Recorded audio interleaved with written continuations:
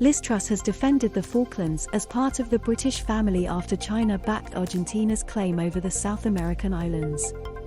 The Foreign Secretary tweeted that China must respect the Falklands sovereignty after the Argentinian president, Alberto Fernández, met China's President 11 on the fringes of the Beijing Winter Olympics. According to a statement on the website of the Chinese embassy in the UK, the two leaders spoke of their deep friendship, and Argentina signed up to China's Belt and Road Infrastructure Initiative, a state-backed campaign for global influence. But they also signed an agreement in which China reasserted its support for Argentina's claim to the Falklands, while Fernandez backed Xi's One China policy, which claims Taiwan as its own. The statement said Argentina should be able to fully exercise its sovereignty over the Malvinas, Falklands, Islands issue. But Truss said, "We completely reject any questions over sovereignty of the Falklands. The Falklands are part of the British family and we will defend their right to self-determination. China must respect the Falklands sovereignty."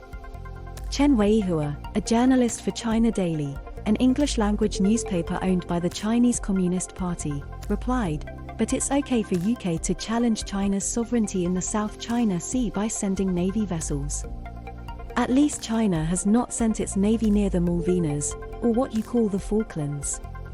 11 has also met Russia's President, Vladimir Putin, in recent days.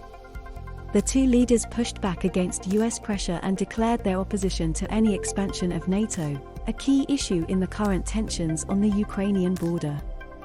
In a joint statement, they criticized interference in the internal affairs of other states and, in a thinly veiled reference to the West, said, "Some forces representing a minority on the world stage continue to advocate unilateral approaches to resolving international problems and resort to military policy."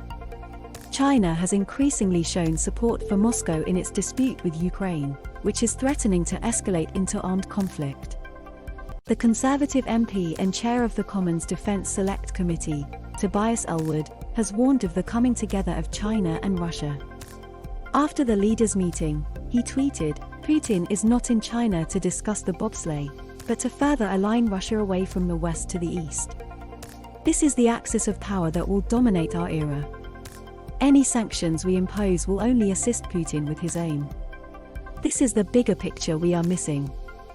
On Sunday, Ellwood added, "With China now on side, the Russian invasion into Ukraine is imminent. Our window for the West to prevent this is now closing fast."